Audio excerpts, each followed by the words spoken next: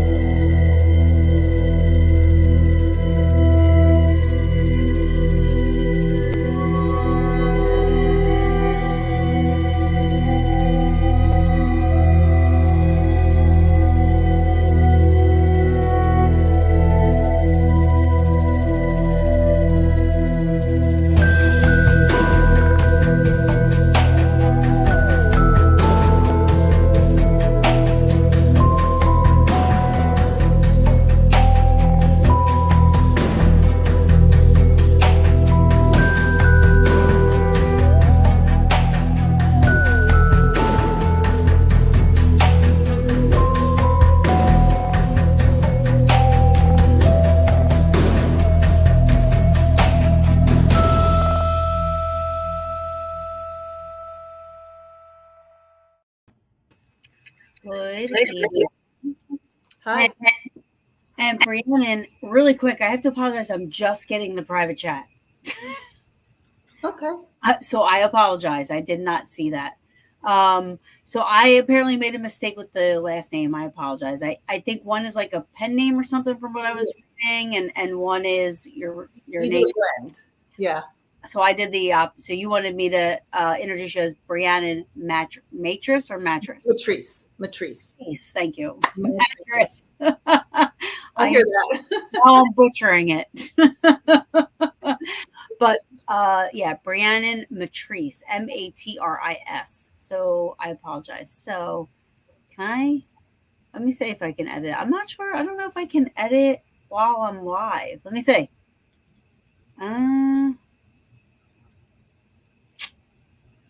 No. I should have mentioned that. I apologize. Oh, it's going to be okay. The book is under a different name, obviously, the booklet. So I'm going to write your name in the comments so that we have it. Whew. There you go. Okay. So everybody can see that. I don't know how to edit it. Anyway, I really apologize, Breannan. I want to thank you for joining me this evening. I've been looking forward to this. I already have, a lot of respect for you because of who referred you to me, which is a very dear friend of mine, Rich Rusdell. So I love him. He's one of my favorite people. So I want to let everybody know that if anybody has any questions or comments, if it's something general, I'm going to star it and I'll ask at the end. If it has something to do with what we're talking about, I'll quickly just pop it up there for her, So just be a little patient with me with the questions. Anyways, but I'll get to them, I promise. So, welcome to Paranormal Brew. You are a first timer. Yes. Thank you for having me. Yes, psychic medium and an author, which I want to get to, but can you just kind of just tell us a little bit about yourself? How you, where you come from, how you got started, and just a little bit about, because before you said that paranormal is your passion. So a lot of people that watch, they know that's mine and theirs. So yeah, absolutely. Well, I grew up in a haunted house as a psychic child, and I didn't know I was a psychic child until I was an adult. I finally realized what was going on my whole life was my having a psychic ability. Because back in the day when I was young, people just didn't offer that up. We didn't have these kind of groups or these kind of podcasts where people can actually come together as a community. And I had a lot of experiences in my home with the ghosts that lived there. And then I also noticed that I was able to know when my deceased relatives were around, and I knew where they were in the room. And I kept it all very quiet. I didn't talk too much about it, but I never forgot the experiences I had. Now, could you see them, or you just kind of, okay. I'm mostly clairsentient. So if people hand me something that belongs to somebody who's alive or deceased, I get information that way. But if they're also just in the room, I can get information that they're there and what they're about and what they look like. But I have seen them as well. Okay, so I didn't mean to interrupt you. Go ahead. It's okay. And then I eventually decided to get involved with one of the meetup groups, and I thought it'd be really cool to get involved with the ghost group. And I really quickly became the psychic for different ghost groups. And then I sort of decided that we could do more for the ghosts, and I thought we could do more for the people who were living with the ghosts by clearing them. And And where so was this at? Where were you living at this time? Like, where were you? Where'd you start out at? I grew up in the haunted house in Chicago. I left there when I was 17. Okay. So between the age 5 and 17, I lived with a female ghost named Elizabeth. And then I lived in a couple haunted houses in between. And then I ended up in Portland, Oregon, where I am now. And I joined the ghost groups then. Okay. Yeah. And so eventually I developed a method for clearing them because I started to feel very compassionate towards them. And particularly after one followed me from a movie theater. I had walked in and I felt a ghost, and I asked the staff if they were aware of any paranormal, activities in that picture, and they said that they were. And so they let me do an investigation. We got good EVPs, this kind of thing. And one of the things in one of the EVPs that was asked by one of the staff, the staff actually joined our little group that we had going there. And she said, "Is there anything we could do to make you feel more comfortable?" And the EVP came back very clear. He said, "Home." And so I took that as another testimony that he wanted help. And then he followed me home, and I let him stay for a couple days. And then I went to clear him, and the staff said, "No, no, no, no, don't clear him. We like him now. We're not afraid. Nobody's afraid of him anymore. He's a great guy. We talked to him too." And I said, "Please let me clear him. Let me come to the theater and talk to you about it." And that particular day, when I asked to be allowed to go there and talk to them about it, because I really wanted to help this particular ghost out, the brilliant thing, and this is on my website, you can hear it on my website, one of the staff just sat down with a tape recorder and talked to the ghost. And they said, "What do you think about Breannan coming back here tonight?" And the ghost very clearly said, "Good." And so I'm like, that's all the permission I need, I think, and it was all the permission they needed. They then allowed me to clear him. So I developed a program based on wanting to help him. That's awesome. Okay, so all right, wait. So what year when did this happen? That was in 2009 Okay. in Portland. Now, just to clarify, because I find this interesting, and I'm just asking for EVP purposes, but you said tape recorder. Did you actually mean a tape recorder, or was it a digital recorder? Digital recorder. Okay. Because I was going to say that's really cool because I want to start using a tape recorder, like an old tape recorder to see if you get if you would get the same result. Like I don't think you would. Yeah. Well, it's different. You have digital and you have the monologue. So there's going to be some factors there that will, I think anyway. I don't know until I try it. So it's been tested. I've always been assuming that the digital picked up more, but I could be wrong. I have no idea. Anyway, sorry. You said tape recorder, so I just wanted to make sure really quick where we were. I'm really old. Hey, listen, I would use them. So go ahead. So you developed this. Okay, so you developed a program. Now, a program meaning like, classes. So you teach process. I do process. Mm-hmm. And I do teach classes. And I have a practice clearing ghosts. People will call me. It's just word of mouth. And people will hear of me and they'll call me and they'll ask me to come out and work with them. And I do. But I'm kind of wanting to move into teaching others how to do it. So you will, like, people will call you and like ask you to come to their house. And now, do you ever go to the house, and what if the spirit doesn't want to go anywhere? That can happen. And the last one I did, I'm still working on, because they don't have to go anywhere. They still have free will. And from the beginning, when she called me, I told her, I said, I don't know if this is going to work.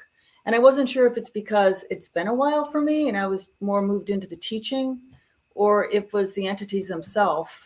And they were pranksters. The first thing they said to the people who lived in the house, and they were recording a lot of stuff, they got a lot of EVPs, was, "We're still here."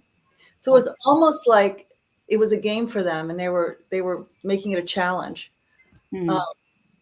And I knew from the start it was going to be different, but I didn't know how. So I'm still kind of trying to figure out if there's anything else I can do to help that situation. Do you find though, when you're doing these, because obviously you're a psychic medium, you say you're a psychic medium. So going into locations they're haunting and I mean, the EVPs, do you, how does that work for you and being a psychic medium? Like, I don't know what I'm trying to ask. Like you obviously, if you're a psychic medium, you're in tune with these spirits or ghosts, that are at the house. You know what I mean? Like, so you can pick up on them and stuff like that. Like, you would be able to get things that a digital recorder can't compare to, right? Because you can pick Yeah. up so much stuff. So, like, when you're hearing these EVPs, like, are you already like picking up on someone? And like, do the EVPs kind of, you know what I'm saying? Like, how does that? Yeah, I usually Trying to go, hope I'm only go asking it right. yeah, I usually only go into situations where I feel there is a ghost. I bring my digital recorder and my camera sometimes just as a secondary testimony, I like to Okay. call it. And it's also just so interesting. And then I teach and I get to show the EVPs and the photos and things. But interestingly, what happens in my process, and I don't believe there's any two psychics that are alike, Right. is I have been known to get information about a ghost about 3 days before I get a phone call. And then I try and remember, okay, what was I just, feeling 3 days ago, because this could be a match, and then I go out and so I don't have to be there to get information, but sometimes I'll walk into a place and I'll be like, okay, it's haunted and this is what's going on. These who these people are, blah, blah, blah. Yeah. No, I've heard of other people that happens to where they're like, I mean, it happened to one of my best friends a couple of investigations ago. She'd never been there. She wasn't even going to come. You know what I mean? And she wound up coming, and she's like, "This woman has been in my ear for all day today." Yeah. Like, you know what I mean? So like, so I know of people that, and she doesn't claim to be a psychic medium. You know what I mean? So she's Well, just she is. right. I mean, I'm telling her, Really? yeah. But like that's she's like and we wound up digging into some history and actually finding the woman. She described her to a T, like what she was wearing. We actually found this woman, and um she said she just wants to be recognized. Apparently this woman passed away and her money she still leaves money for this community center.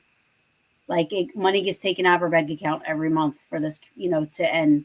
That's what she wanted. She set it up for it. And like she said, I just want to be recognized. And like the second that we brought it to the board, we brought it to the people that run the place, and they made a plaque for her and hung it up, and stuff's like quieted down. Yeah. You know what I mean? So it was cool that actually, like, I witnessed that whole process. I mean, there's still stuff there, but as far as she was very, very prominent. You know what I mean? And now she isn't. She's not Right. there anymore. Right. That's Yep. terrific. Good for her. But that is a way, in a way, we unknowingly helped. You know what I mean? Like Yeah. we didn't know that Yeah. happened. You know Right. what I mean? Right. Right. Exactly. And she got her needs met, and then it was easier. Absolutely.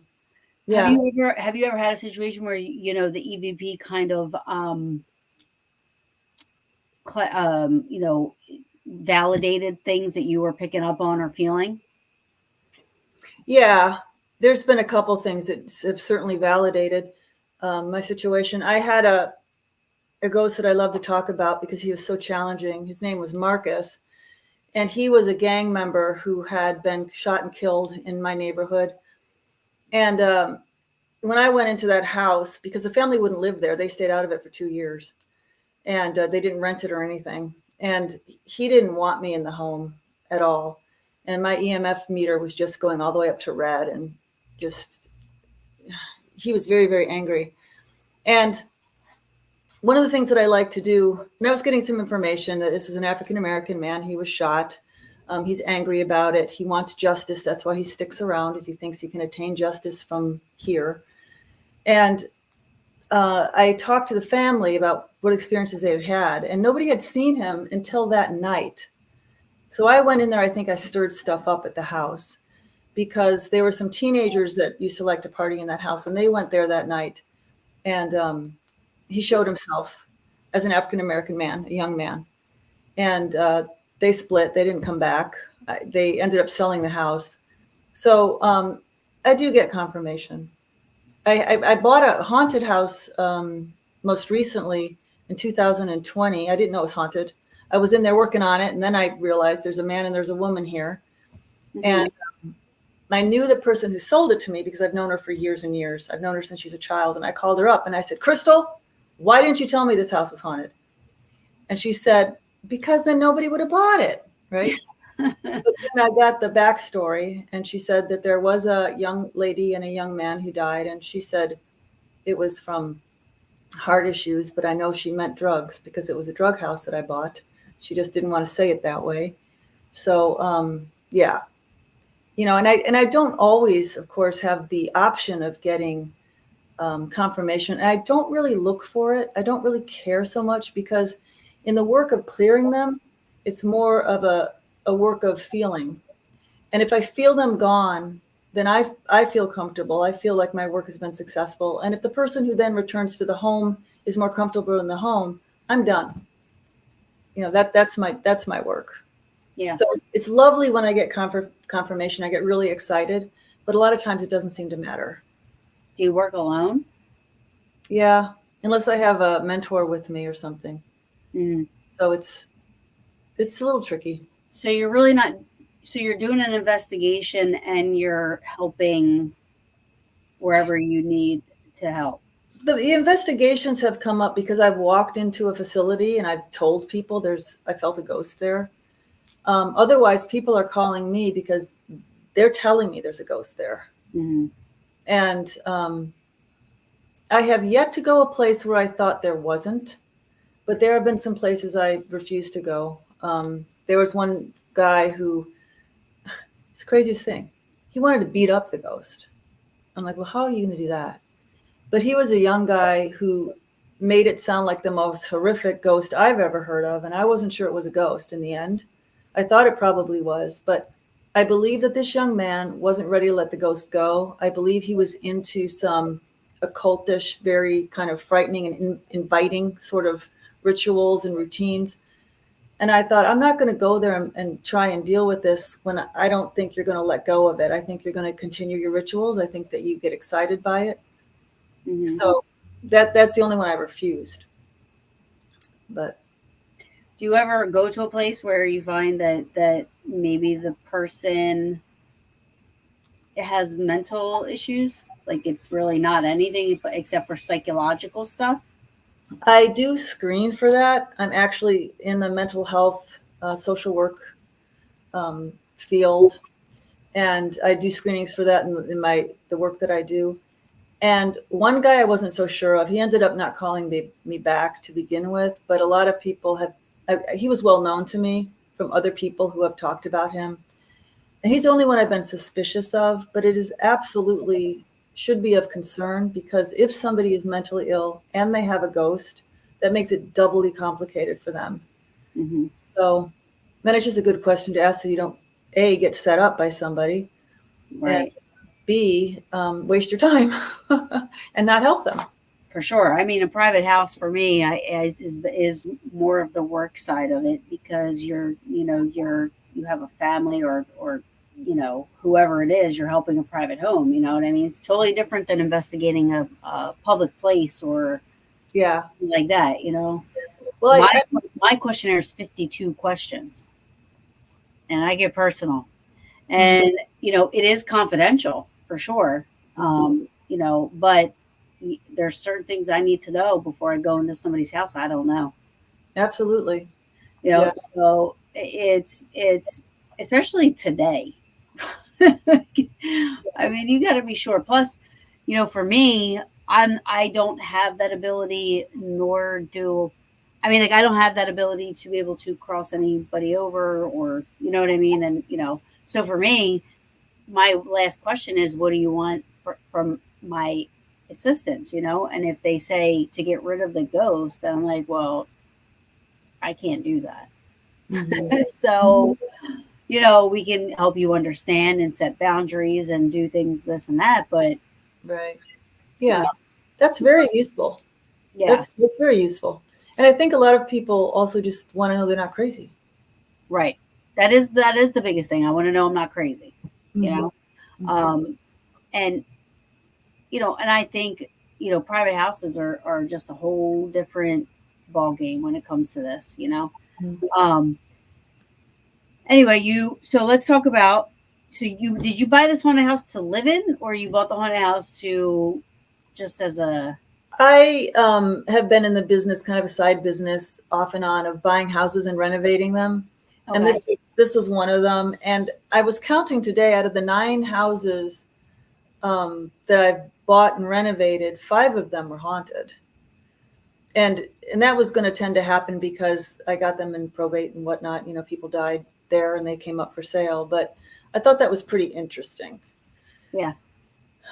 So I think something else is in operation, with all this, and there's some matching up of me with different houses for kind of a greater purpose. But that's just my philosophy.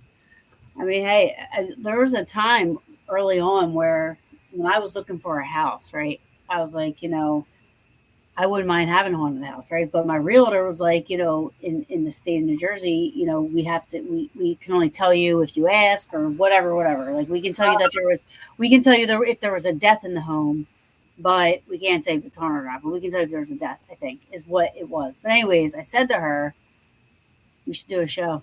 We should do Home is Where the Haunt Is, because there's people in this country that want haunted houses. Yep. So I'm like, Yeah. so like I could be the paranormal investigator and find it, and it's not hard because when I was looking for a house, I'm walking around this one house because you get confused about what you're looking at half the time. You're like, was that bathroom in this house? Was this one, Right. I started videotaping and I literally I had to open up this door to go up steps to this one house. I'm watching the video back, and when I go up the steps, you hear close the door. Wow. I was like, I called it EVP in that, and I wasn't even ghost Yeah. hunting. I was just videoing to remember the house. I was like, I called it fucking EVP. Yeah, I think you're onto something. There are people who definitely want haunted houses. I get frustrated with businesses that say, no, we don't want investigators here because it could hurt our business. And I'm like, and it could also help.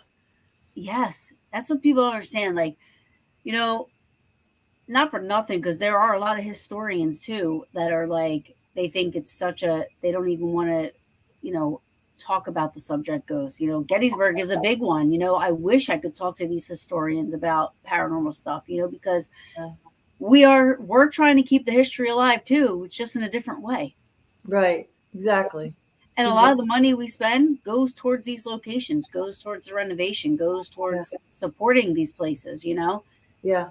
And not to mention all the money it brings into the towns. People are booking hotels, gas, food.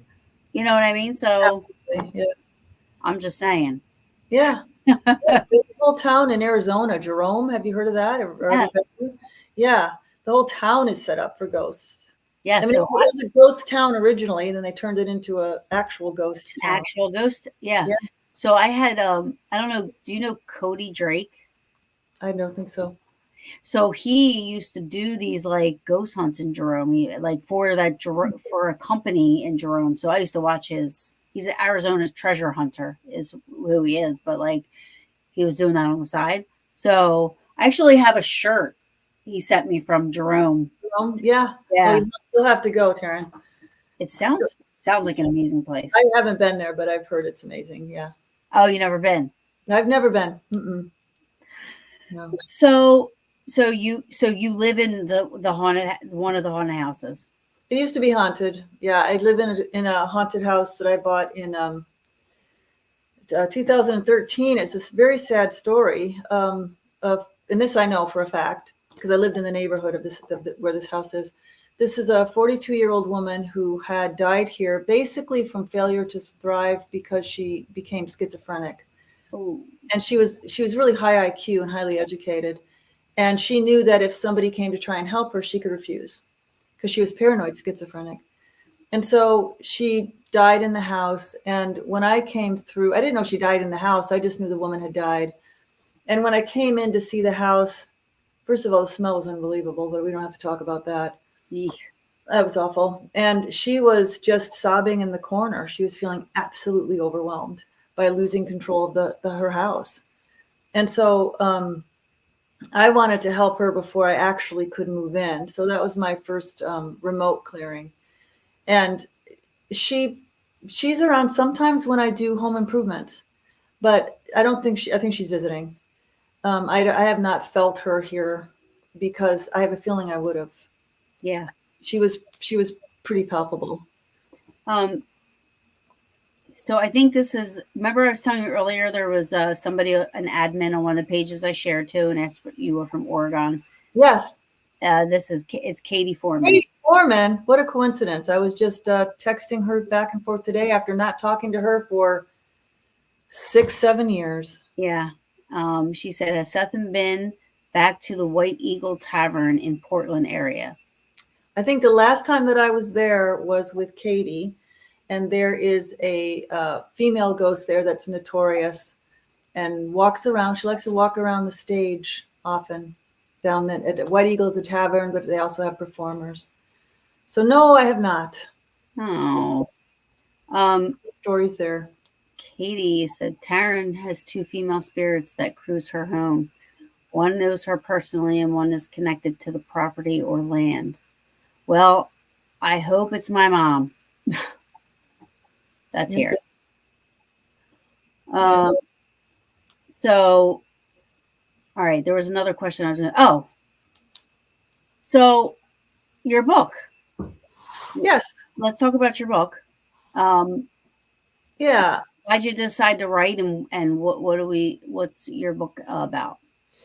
Well, I started to give classes at ghost conferences, and I started to give presentations about the nature of ghosts, sort of how they come to be, what they're made of, why they're here, how does it happen, and just generally about their nature. And I had a lot of people ask me if I had a blog or if I had written anything or written any articles, and I would always say no. And I thought that's a good idea. People are interested in this information.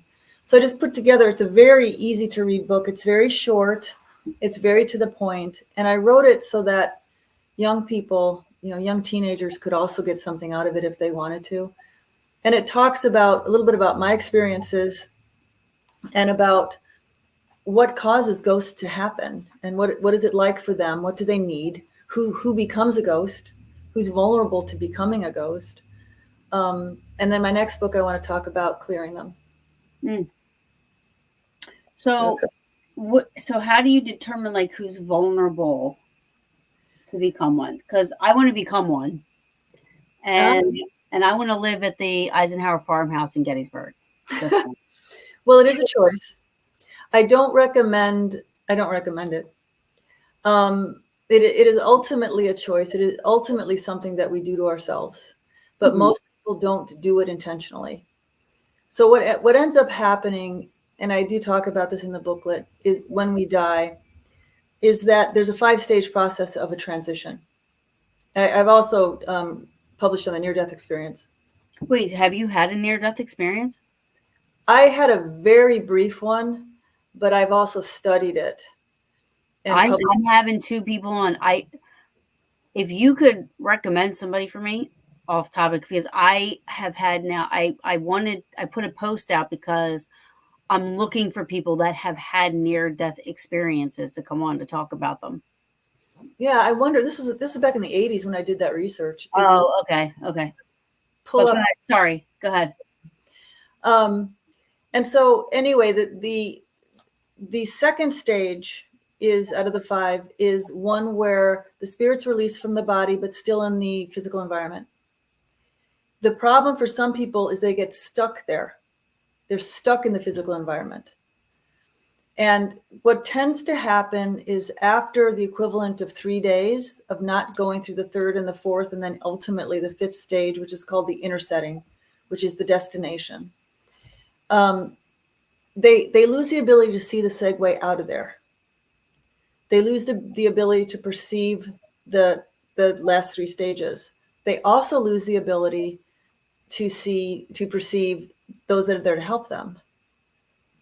And so that's why they wander amongst us for so long, is they don't see their way out. So one of the things that I do is I help them see the segue and encourage them to move forward. They don't have to, though. Even then, they don't have to. Well, I missed the first stage. The first stage is a sense of peace and well-being. Okay. And it's extremely powerful. And people want to move into it because the sense of peace increases as they move more and more into the transition. Mm-hmm. So it's extremely tempting. It's kind of mind-boggling that some people are just saying, no, I'm going to stay where it's familiar. I'm not going anywhere. And it's in that second stage where they sometimes have feelings and thoughts that make them want to stay. And it's typically fear, passion to complete something on earth, or a confusion about what's going on. They just don't know what's going on. Mm-hmm. And so for those reasons, or a combination, they're like, I just want to stay here. Right? And a very, very individual reasons in each of those categories, but basically that's what causes them to not complete the transition. And then unfortunately, they lose the ability to perceive the help that's there and the rest of the way, and they get stuck. Mm-hmm. So I haven't heard of ways that the other side can then break through that myself, but that doesn't mean they can't. Right. But that's what I do, is from here, I pass the torch. I open these ideas up for them. I encourage it. You don't need to be afraid. Let me assuage your confusion. Sometimes I tell them they're dead. Hey, let me clear it up for you. You've died. Sometimes I will tell them that, but I don't recommend it unless you're pretty intuitive, because you literally put them into shock, and then they're not going to listen to you. And I work with the passion. Whatever they're passionate about, we will take care of this for you. You've got a new business, we're going to oversee the business for you. And from where you're going, you can help us more. You can't help us here. You can't have any impact here. Because the only thing that the ghosts can do here is that they're really effective at is scaring us. And obviously, it's not everybody's afraid. Right. But whatever they're trying to accomplish is virtually impossible. And so I work with them on those levels. One of my favorite ghost stories of fear. I determine whether they're fear-based, passion-based, confusion-based, or a mix, and then I work with those angles. This is one of my favorite stories to tell, and I tell it every time I get the opportunity. So if somebody out there has already heard this a million times, I apologize. But it was a ghost named Steve. I write about him in my book, and Steve was a ghost in a house that was haunted, that was well known to people in the area. I knew of the home. It was an apartment, actually. And a woman called me up one day about 9:00 and said, I have this ghost. I can't go in the house. He was peaceful for a year. Then he started calling me the B word and started kicking people out of the house. And he just switched up on us. And, can you come out? And I said, sure, Saturday, And she said, she convinced me to come out that night. She wouldn't go anywhere near the house. So I went there and I worked with him, and I felt he was somebody who I got information from about 3 days prior. I got his name, how he died, days prior. And then I went there and I did my work, which is a lot of consulting with the ghost. And I figured out that he didn't want to move forward because he was afraid, because he felt guilty for his wife's death. And he wasn't necessarily a religious person in life, but he was sort of got the uh-oh feeling when he realized he had died. And I don't know that he killed her intentionally, or if he just felt guilty because she fell down the stairs when he wasn't there, or she was sick and he wasn't home, or whatever. But I quickly realized it didn't matter, because I felt she was waiting for him. And so I worked with him on that. Don't worry. Don't be afraid. She's waiting for you. That's what you want, right? So just go to her.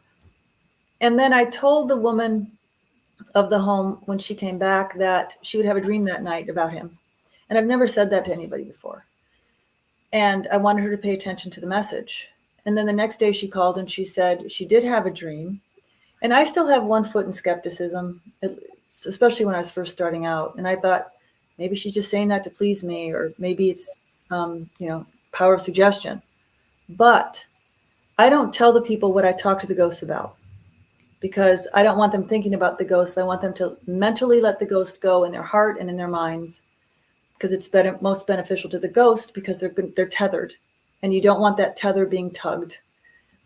And so she told me her dream was that he came to her and said, "I'm sorry that I scared you. I was afraid I was going to hurt you. I have to go now. She's waiting for me." Now he had no idea that anybody was waiting for him. We Right. never talked about that. So the ghost went from being a jerk in the house, and this young lady and I both felt him move. I mean, I felt him first, but when she came back, she's like, "Oh, it feels different." She's actually a psychic medium, and I told her that. And then after that, she started doing the same work. She started to get much more comfortable with ghosts. But she, um, the ghost then, leaves the house and then comes to somebody in the dream, and then presumably goes into the beyond. And what I really like about this story too is that what she learned is that ghosts just have the personality of the person that they were. A Mm-hmm. little more amped. They're little ghosts a little bit more amped than they were as people because it's the emotional part of the spirit that stays behind. But and so she learned that Oh, you guys are in trouble. the kitties. Oh, your friends. I go. You guys are in trouble. Uh-oh. Yeah. Yeah. Go. I tell people if somebody was very demure when they died, they're going to be a little less so. If somebody was super angry and agitated, they'll be more so. So it just happens to be that part of the spirit that remains. It's the emotional part and the mental part. It's what kept them here, is how they thought and felt about the situation. Yeah. So Do you find that? Do you believe that people keep their loved ones here? The grief. not well, I mean, it really just depends on the personality of the ghost or the person who's transitioning. If they're in the second stage and they're like, "I just can't leave my partner in this mess," they might stay. Right. But they do feel the grief as we pass. We can feel it. We can feel the tone of it. We don't take it on, even if we were empathic in life. They don't take it on. It's more of an awareness. They're aware of when we're grieving. And that's when they often connect with us. Yeah. So, yeah. Ajing, I just want to say really quick, Ajing, she is one of my most faithful watchers. Also has become a good friend and a paranormal brew. She's from Indonesia, so it's like 2 o'clock in the morning there right now. Well, But she is she's a famous actress over there. Her father was a famous actor, but she watches very faithfully. So just so you know, nice. you're being broadcasted in Indonesia. Oh, nice. I like that. So, yeah, I love Ajing. She said hi earlier, but we were talking, but I always like to give her a little shout out because it is like 1 or 2 o'clock in the morning there, and she's That's still dedicated. yeah, Yeah. she still watches. Nice to meet you, Jane. Oh, sorry about that. So this is interesting to me because you know, it's become more interesting to me since my mom passed. You know what I mean? When my dad passed, I was still a kid. I was only 22. But now I'm 46. My mom just passed, and I found her. It was a total shock because I talked to her an hour before that. She was totally fine. She was totally fine. I was Oh, coming home to have lunch with her. So it's been and it was in my house in my bathroom. So this has been a huge struggle for me. I feel like I'm trying to understand death on a different level, which is why I'm trying to seek out near death experience stuff and hearing you talk about the different transitions and the thought processes and what some people go through, because I wasn't here, right? So my biggest thing is what happened. Was she, all those questions go through your head, and then it's like, you know, what happened after then? I've become very, I wouldn't say obsessed, but very, looking for answers on that side of it. You know what I mean? On the yeah, other side of it, like what happened? yeah.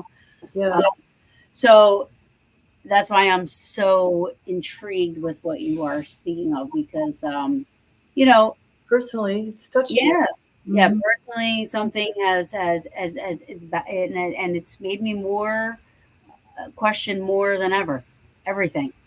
Yeah. You know, It's home. It's a real awakening in that area. Yeah, for sure. Yeah. So, I went through something similar when I lost my father. However, I felt like I needed to be a part of like a church for some reason. So religiously, I was looking for something. Mm-hmm. Thought I found it. Wasn't my thing after a little bit. So now it's more on the spiritual side, where I'm like, okay, now I really need to understand what's going on. It's not just a hobby or a passion anymore. Now it's like personal, like, okay. Well, I can tell you, Taryn, that when you think of them, they know it. And when you think of them, either one or two things are happening. Either you're thinking of them because they're with you, or you're sending them a message that you're thinking about them and you're connecting with them in their energy. When somebody dies, when there's love between people, the love is the connection, Yeah. because that doesn't have anything to do with time or place. So you're always tethered to these people. They're always available to you. Now, whether they want to bring their full energy to you at any given time, it's up to them. But they are always available to you. Somebody described it in a really nice way. They said it's kind of like your car. You're not always using it, but it's always there. Right. You know? And they don't break down like cars. They're, you can kick their tires. They're going to, it's going to be fine. So there's tremendous connection. They also can help you in ways that they couldn't hear. And that's through inspiring. And the other side is really good about inspiring us through our subconscious. And so are our guides. So they could, we have this notion to go to a particular coffee shop someday. Well, it might have been provided by them. Now, we could have a choice of going with that inspiration or not. But there we meet somebody who they know is our soulmate, or the next person that we're going to work for, or something like that. Yeah. So they help us here in a certain way when they're alive, and it's very different, but equally as helpful from the other side. Yeah. Yeah. And I don't know if it's because my dad's been gone longer, but I definitely have had more signs, if you will, and more things occur with my father.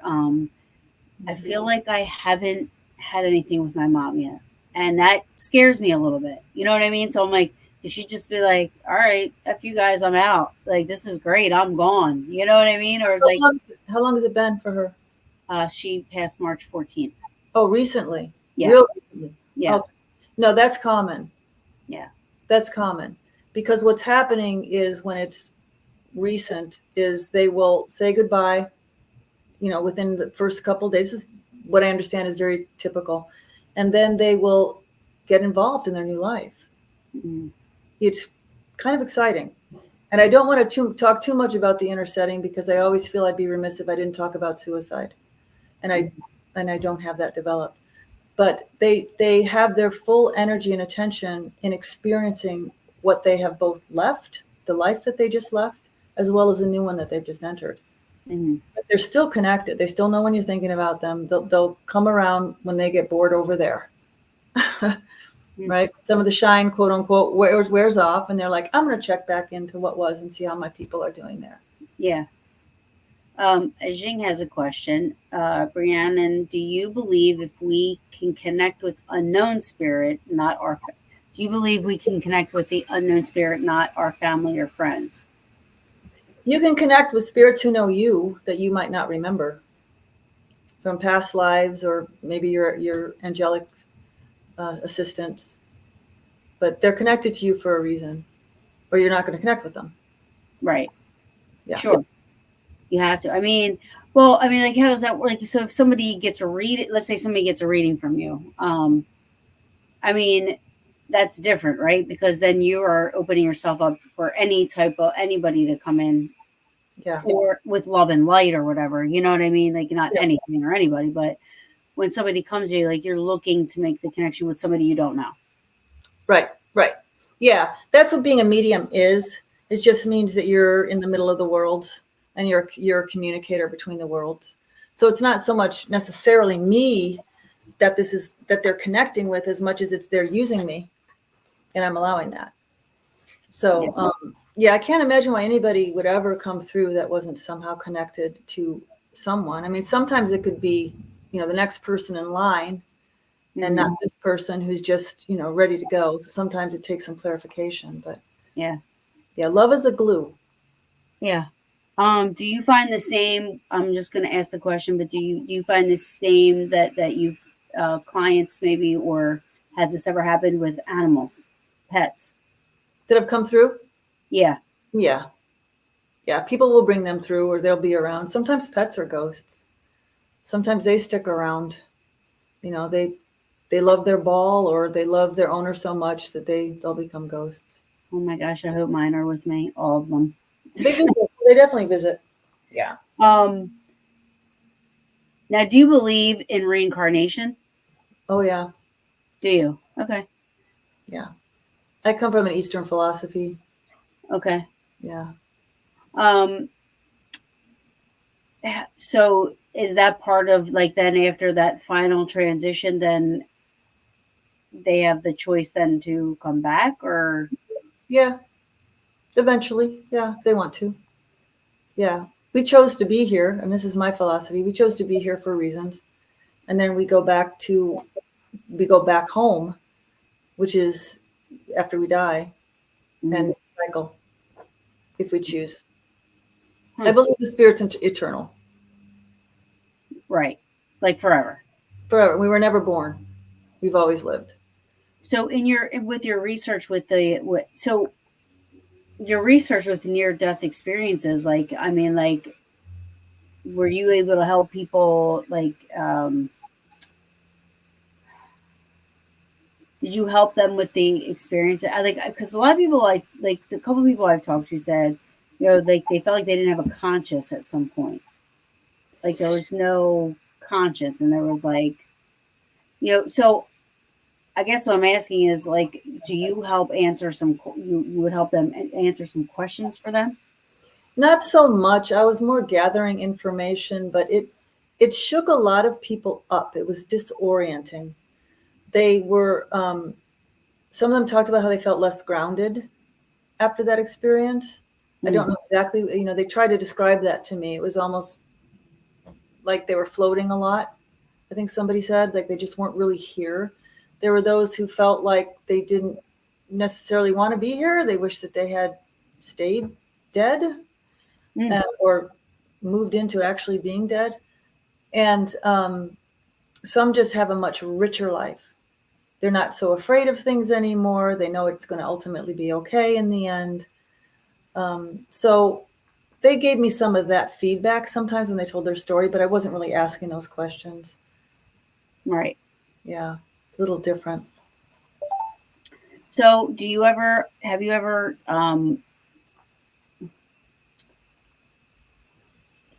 I guess an atheist wouldn't be looking for the services of you because they don't believe. I mean, have you ever had anybody, combat that? Somebody? I've had some Christian people that got scared by what I had to say Really? because, yeah, it was indirectly. I was on a podcast back in about 2010 or something. And one of the gentleman who was interviewing me asked me at some point, I think we were on the air, what if I could tell him anything about who was maybe around him. And I said, well, who's Lucy? And he said he didn't know. And he said, is it Lucinda? That's my fiance's middle name. And I said, no, I'm going to stick with Lucy. And then he went home and he told his mom, who doesn't believe in all this, she's quite religious. And he said, yeah, I had this psychic medium on. And she said, who's Lucy? And his mom's eyes got really wide and said, that's your grandmother who's passed away. And so he said it scared, it really shook his mom up, Mm, because she didn't think that was possible. And then all of a sudden she had to scratch her head. I mean, he didn't even know it was his grandmother. How was I going to know? right. Right. So Wow. that happened. Yeah, Hmm. that kind of thing. Interesting. Now, you have been on, are you have been on a couple of podcasts I saw. Hmm. Do you go to any of like the events or anything like that? Are you still like did you do that kind of stuff as well? You mean the events like the ghost conferences? Yeah, Or yeah, yeah. I do ghost conferences. I don't do much in way of investigating yet, but sometimes I'll steer people to places to go. Um, but yeah, I'm really focused on, well, I finally got the writing done. That took forever because I still have a day job. But I'm going to be focusing on another little booklet and teaching mostly right now. And teaching people the mediumship, or teaching people Clearing. the clearing. How to do clearings, yeah. I wouldn't know how to teach mediumship, to tell you the truth. I would not know how to do that. Yeah. I mean, I know that it comes to me, and I'm trying to get the reins on it better myself, to be honest. Right. So, yeah. Now, when you cleanse a place, are you using like sage and stuff like they tell people to use and everything? Yeah, it's a 4-step process. The first is preparation. So I prepare myself in the ways that I do with salt and with smudging and being dehydrated and this kind of thing. And then I do the environment with salt and with sage and with chanting and different things. And that's the environment where the ghost is. That's part of the preparation. Then I do invocation, where I ask for my guidance and for guidance from those that help with transitions from the other side to step forward and to coordinate with me, essentially. And then I do the education. I sit down with the ghost and I say that the two things that are most important is that you get their attention and you tell them the truth. And it's not hard for me to get their attention. Like I said, they tap my shoulder sometimes before I even know they exist. And I address their fears, their passions, and their confusion. And I try and help them think about moving forward.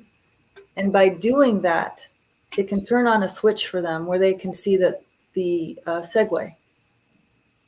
There's a saying here, and I love this because it's a great comparison. There's a saying here that says, when we see it, we'll believe it. In that circumstance of being a ghost, it's more appropriate to say, when I believe it, I'll see it. But they don't have to believe it. They just have to have the notion of it. They have to just be awakened. Oh, really? There's something? And then it can open up for them, including the assistance, which is the most important thing. And then I ask them, look for the assistants. Do you see them? Can you see them? Do you see the light? And then I pass the baton. And then, hopefully they complete the transition and don't come back. Yeah. So that's one of the reasons why I tell the people who have been living with the ghosts, just let them go in your mind. Just let them go. If they don't have somebody like you, right?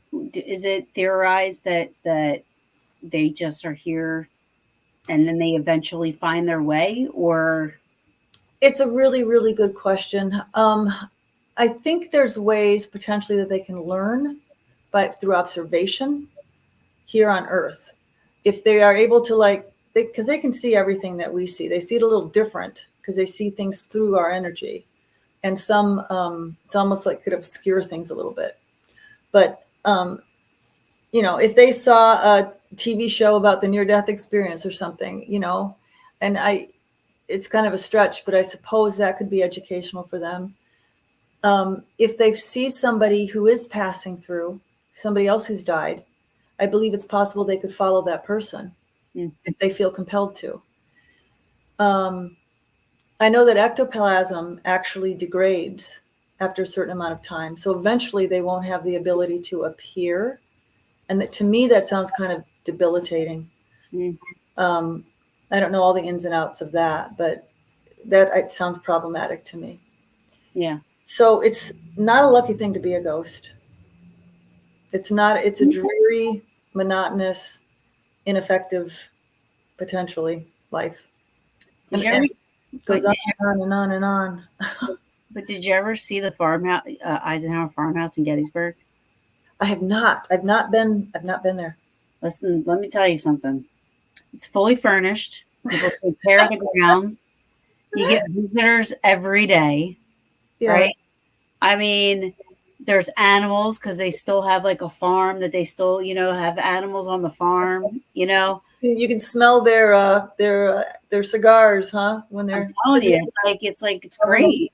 It's possible. It's possible. Different personalities. But it's pretty much the same old day in and day out. But they don't experience time like we do. So right. Yeah. I often wonder too, because we do a lot of historical places, right? So um, is the spirit seeing what we're seeing, like when there's rehab done or there's new stuff put in, like, or are they seeing what they saw in 1860? You know? Both. They have the capability for both. They see things here though through energy. So primarily what they see is energy, but they can see the physical world too. When I'm investigating, one of the questions I ask when I'm doing an EVP session is, can you see us? Mm-hmm.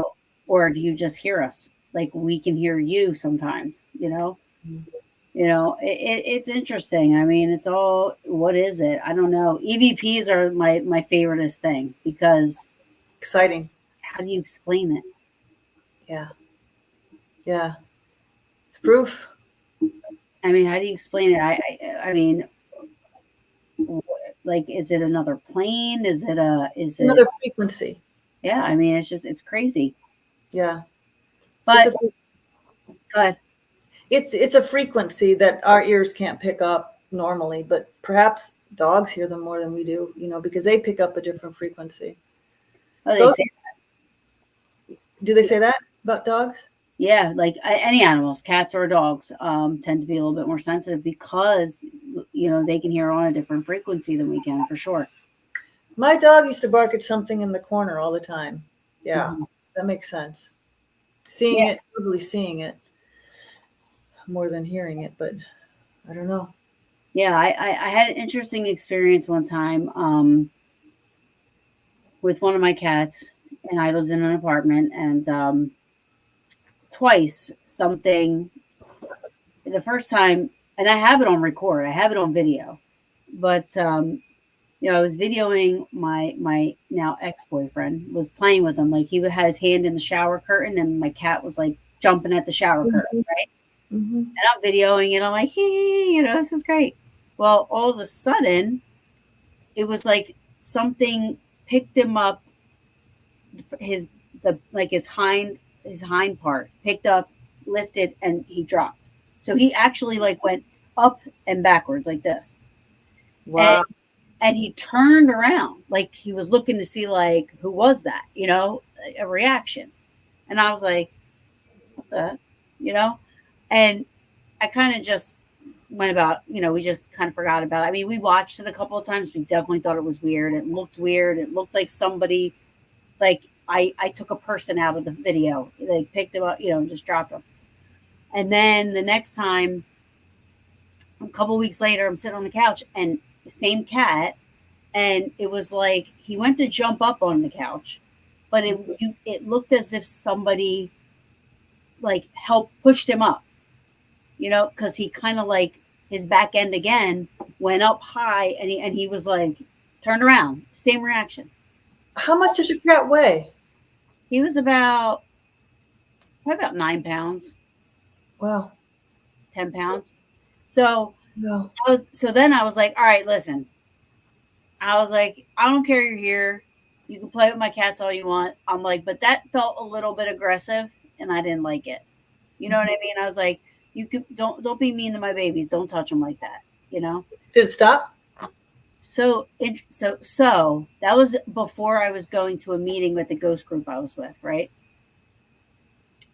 So we get in the car, we head over there, and I walk in, and there was a woman named Marty Haynes. I will give her credit, because this was I don't know how to explain it to this day. But anyways, she was one of the mediums of the group at the time, and Marty, and she's standing up against the counter like this, right? And her one leg is in front of her other leg. And she's looking at me. And the reason I bring this up is because that's how my dad used to stand when I'd walk in the kitchen. He would be like this. Um, and I didn't think about that at the time, but that's how she was standing. And then she said to me, she's like, "Did you tell your dad to stop playing with your cats?" And I'm like, "I'm sorry, what?" And Oh, she, yeah. "Did you tell your dad to stop playing with your cats?" I was like, I mean, like, it took me a minute to like realize, because it was crazy. I said, "Well, I mean, are you talking about how do you know what just happened at my apartment a half an hour ago?" Yeah. I'm like, I didn't talk to anybody. Yeah. Like that was your dad. You were telling not to play with Zeus. And I was like, okay. Wow. And that I was like, holy cow. Like I can't explain that to this day. But Right. I don't know where I was going with that. That's my ADHD.